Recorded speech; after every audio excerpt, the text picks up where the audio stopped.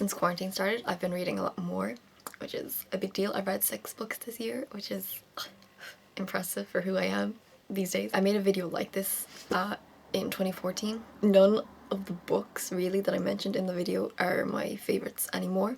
So I'm doing like an updated version because the books that are like my current like really chef's kiss favorites are just so good. I just want to like spread the word a little bit, talk about them a lot. So here you go. The only book that's still on the list that was in the previous list is The Hobbit. I have 2 copies. This was the first one I got, and then my dad got me this one because this one I'm just like, it's so pretty. I just have it for like aesthetic purposes. It just sits on my shelf. It's just very nice to look at.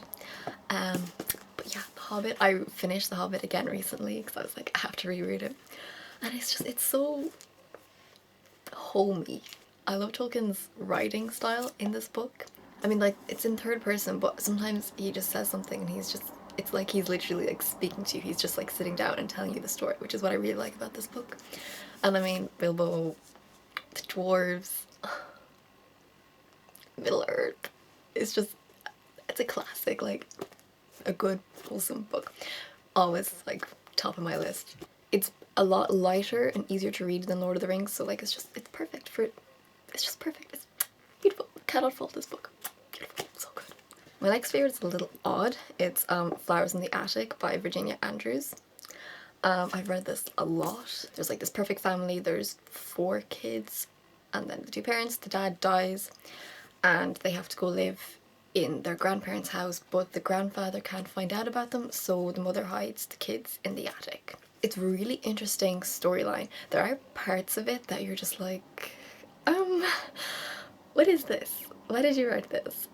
Is the author okay? Are you alright? But like, other than those things, also the sequel is really bad. It's like, I would give this like 5 out of 5, and then I would give the sequel 1 out of 5. It's like the worst thing I've ever read. But this is a really good book. It's just such a unique concept and story. You're very like, oh my god, like what is happening? What's going on? Just read Flowers in the Attic as a standalone book and you'll have a good time.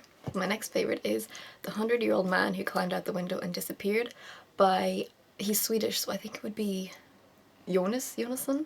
When I used to commute, I used to always like go to bookstores. I was waiting for my bus to come and just like look around, and this one just always caught my eye for some reason. It's about a 100-year-old man. It's like his 100th birthday and he's just like, you know what, I'm going to go on an adventure, and he just climbs out his window and goes off on like this wild adventure. An important thing to note about him is that he's apolitical. There's like all these political things going on in the background and he like inadvertently aids like both sides of a big war or something. It's such an interesting story because it's real events that happened like are mentioned in the book, but obviously like it's still fictional because this dude obviously wasn't there and he didn't do all these things like create an atom bomb or something, you know. And there is a sequel, but I haven't read it yet, but I do have it and it's on my list to read. Apparently I just have a thing for like stories where people are just like, oh, I'm gonna climb out my window and go on an adventure. Alan could be a hobbit.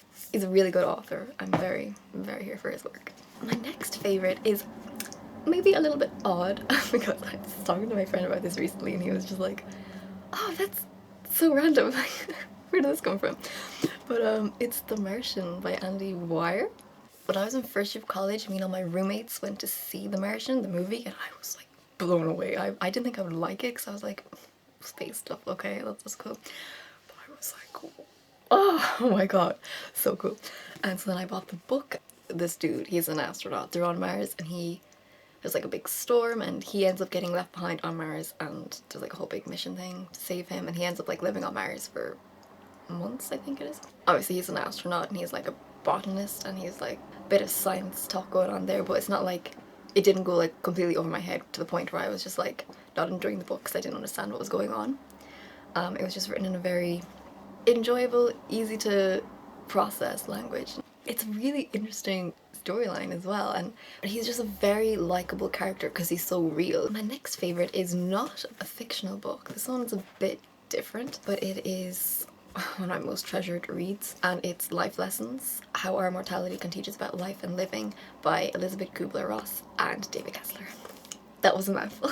I bought this book last year in January. My favourite chapter on it is like the first chapter that I read. It's authenticity. It just really like struck a chord. The thing about self-help books is people are always like, oh, they're so pointless. The point of them is to get what you want to hear out of them indirectly. If you go in looking for something and you keep your mind open while you're reading the book, you're going to find that answer that you're looking for. There are 15 lessons in it. So there's 14 chapters, like authenticity, love, relationships, loss, power, guilt, time, fear, anger, play, patience, surrender, forgiveness, happiness, and then there's a final lesson. It's not like an academic book or anything, it's just very, it's comforting to read. It makes you think about your life, and but in like a nice way. So my next favorite is If Cats Disappeared from the World by Genki Kawamura. It's about cats. I mean, it has a cat on the cover and in the title, and I was like, yeah, I'm gonna like it. But I didn't, it was so different to what I thought the book was going to be about. So it's about the main character. He has been told that he is going to die soon. And then the devil appears to him and says, I will give you 1 extra day of life, but for every day I give you, you have to make something disappear from the world. So your man's like, sure, like, yeah, I don't want to die yet, so let's do that. So he starts getting rid of a few things, and he's like, oh yeah, I mean, it's a bit weird not to have them around, but like, it's whatever, it's fine. And then the devil notices that your man really likes his cat. So tomorrow we're going to make cats disappear from the world. And I was like really nervous for this chapter because I was like, I'm gonna cry, I know something bad's gonna happen.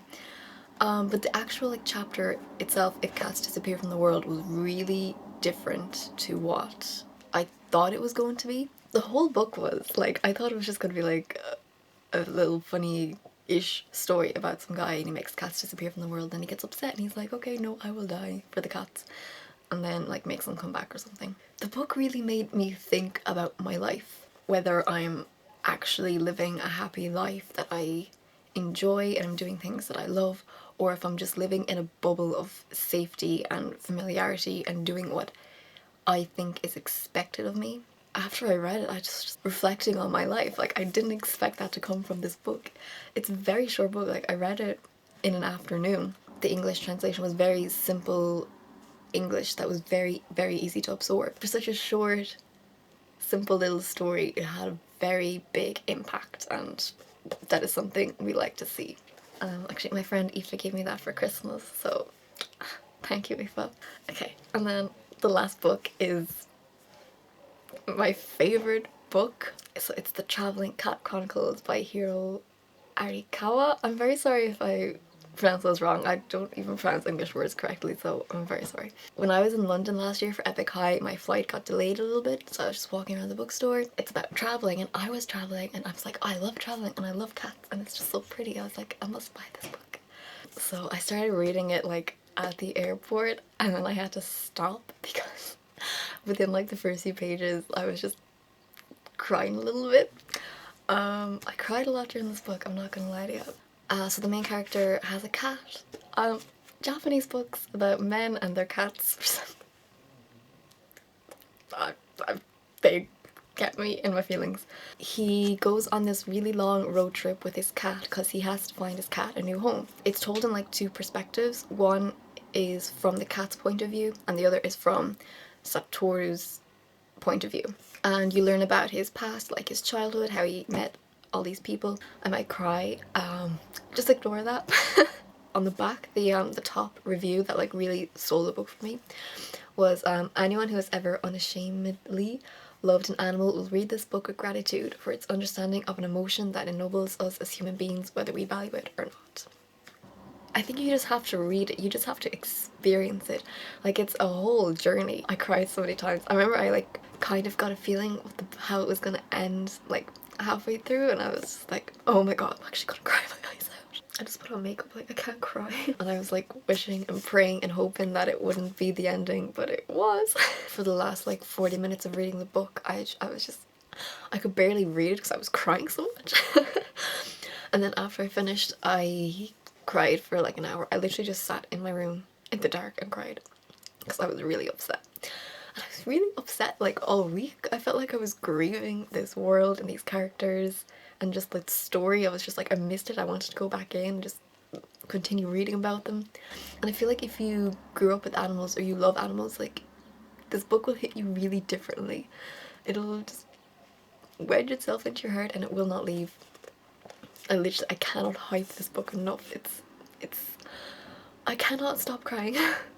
It's so beautiful, and it's sad, but it's heartwarming at the same time, and it's just a really good book. Excuse my emotional breakdown there, but yeah. Out of all these books, this one is like the closest to my heart. It's my favorite. If I could only read one book for the rest of my life, it would be this book. If I could only recommend you one book ever, it would be this book. Beautiful and heartbreaking are the only words that I have to describe this beautiful, beautiful, beautiful book. So yes, they're my favorite books. Obviously some of them hit me a little bit harder than others, but these would be my top recommendations to anybody who is looking for a new book. So if you haven't read any of these, I would very highly recommend you read some of them, especially the Traveling Cat Chronicles, because honestly, it'll do things to you. If you read any of these books, let me know. Let's talk about them. I do like to have a conversation. Recommend me a book. I like books. I read now. I'm so like cultured. I read now. Thank you for watching, and I'll see you soon. Bye.